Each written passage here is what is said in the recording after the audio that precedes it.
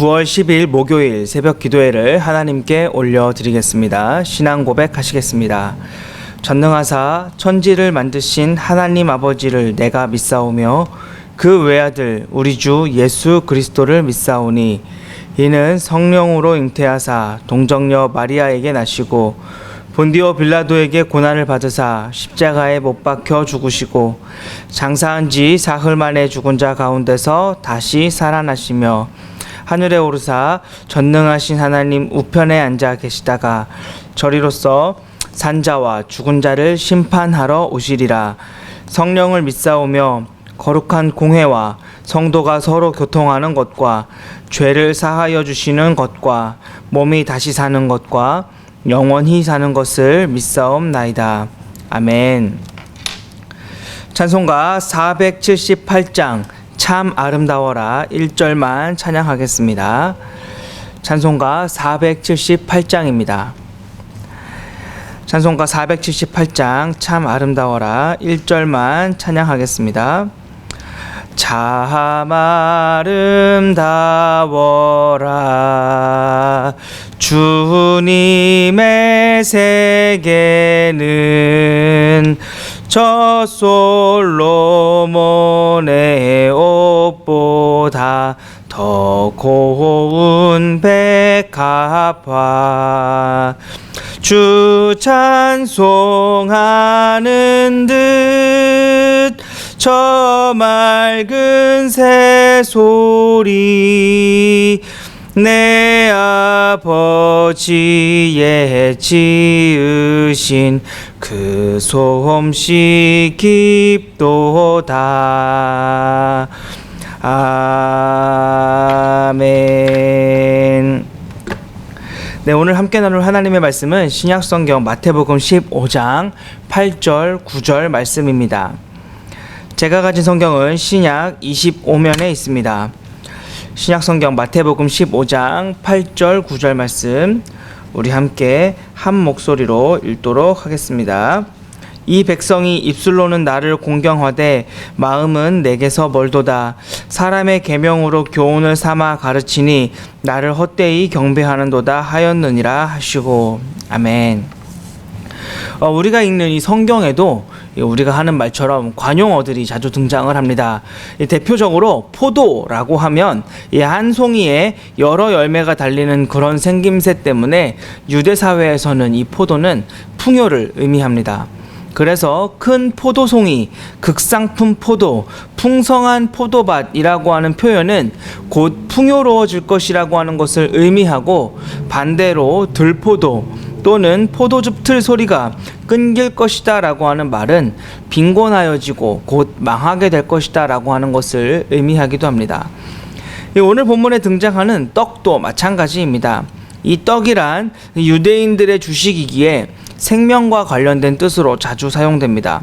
따라서 떡이 많다 또는 떡 밟는 소리가 끊이지 않는다라고 하는 말은 생명이 있다, 생명이 계속해서 유지될 것이다, 장수한다 라고 하는 의미로 사용이 되고, 반대로 떡이 떨어졌다, 떡 밟는 소리가 끊어졌다 라고 하는 것은 이 땅에 생명이 끊어졌다, 곧 절망이 가득하다 라고 하는 의미로 사용이 되곤 합니다.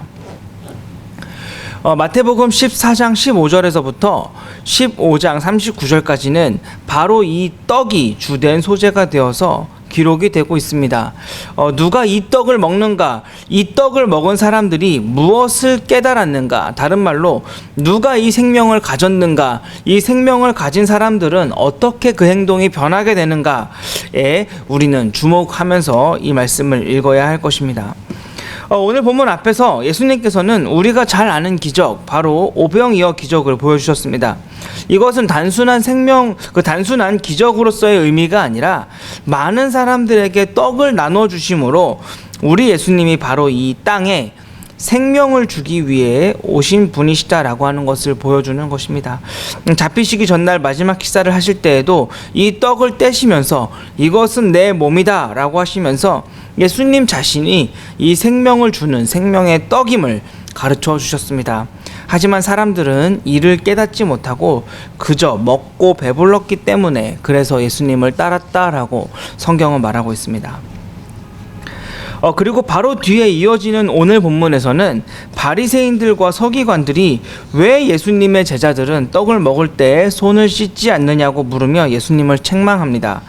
따라서 예수님께서는 사람 속으로 들어가는 것이 사람을 부정하게 하는 것이 아니라 사람 속에서부터 나오는 것이 부정한 것이라며, 바리새인들과 서기관들이 손을 씻었다 해서 정결한 것이 아니라 모든 사람이 더러운 말을 하는 것처럼 그들도 똑같이 부정한 사람, 즉 생명 되신 예수님, 생명의 떡이신 예수님이 그들에게도 여전히 필요한 사람이다라고 하는 것을 말씀하신 것입니다.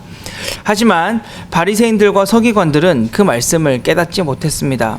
그들은 그저 자신들이 잘난 줄 알았고 부족함이 없고 정결하다라고 생각했기 때문입니다. 스스로 이미 완전하다라고 생각했기 때문입니다. 따라서 그들은 생명의 떡이신 예수님을 받지 않았고 이 말씀을 듣고 걸림이 된 것입니다. 안타까운 것은 오늘날 많은 성도님들의 삶이 바로 이 바리새인과 서기관들과 같다라는 것입니다. 많은 그 예수님을 믿는다라고 하는 사람들의 삶이 바로 이 바리새인과 서기관들과 같다라는 것입니다. 예수님을 믿는다라고는 하는데 그 생명에는 관심을 두지 않습니다. 그저 착하게 살고 바르게 살고, 어떻게 하면 우리 예수님으로 내가 조금 더 배부를 수 있을까, 어떻게 하면 우리 예수님으로 내가 복을 조금 더 받을 수 있을지 정도에만 관심을 갖고 살아간다라는 것이죠. 따라서 예수님의 말씀을 어떤 도덕적 교훈이나 윤리적 기준 정도로만 생각을 하고, 아니면 예수님을 믿어 얻게 되는 혜택과 그 윤택함 정도에만 관심을 갖고 그 말씀으로 이 손을 씻을 생각만 할 뿐 내 마음을 씻을 생각은 하지 않는다라는 것입니다. 예수님을 믿어 얻게 되는 그 영원한 생명에는 관심이 없고, 예수님께서 주시는 이 생명의 떡에는 관심이 없고, 형식과 기준들에만 관심이 있어서 예수님을 믿는 사람이라면 이래야 한다, 저래야 한다, 기도는 어떻게 해야 하고 신앙생활은 어떻게 해야 하는지, 직분자로서의 삶을 유지하기 위해서는 어떻게 신앙생활을 해야 하는지만 관심을 두고 살아가고 있다라는 것입니다. 형식이 중요하지 않다라는 말을 하는 것이 아니라 생명이 없으면 그 어떤 형식도 그 어떤 기준도 아무런 소용이 없음을 말하는 것입니다. 그저 마음을 씻지 않고 손을 씻는 것에 불과하다라는 것입니다. 우리 예수님은 생명이십니다. 생명 되신 예수님을 그저 먹고 배설물로 버릴 것이 아니라 생명 되신 예수님으로 내 마음을 씻어서 영원한 생명을 누리며 사시는 우리 모든 성도님들 다 되시기를 예수님의 이름으로 소원합니다. 기도하겠습니다. 하나님 아버지, 예수님은 생명이십니다.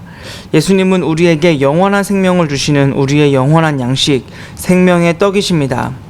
하지만 하나님, 그런 예수님을 알지 못하고 그런 예수님께는 관심이 없고 우린 예수님을 그저 좋은 도덕 선생님으로, 좋은 윤리 교과서로, 또는 종교적 스승으로, 종교적 기준으로만 여기고 살았음을, 예수님을 통해 얻게 될 영원한 생명에는 관심 없이 살았음을 고백합니다.